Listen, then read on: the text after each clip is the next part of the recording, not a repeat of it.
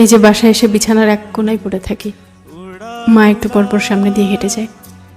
এটাতেও যে কি শান্তি, আশেপাশে মা আছে, এই অনুভূতিটাতেও একটা অদ্ভুত রকমের স্বস্তি কাজ করে, তাই না?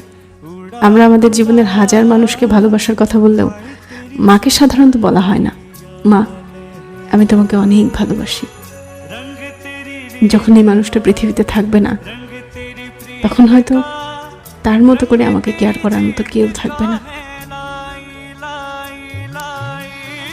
তাই সুযোগ পেলে এই মানুষটাকে বলা উচিত, মা আমি তোমাকে অনেক ভালোবাসি, পৃথিবীর সব থেকে শ্রেষ্ঠ বন্ধু।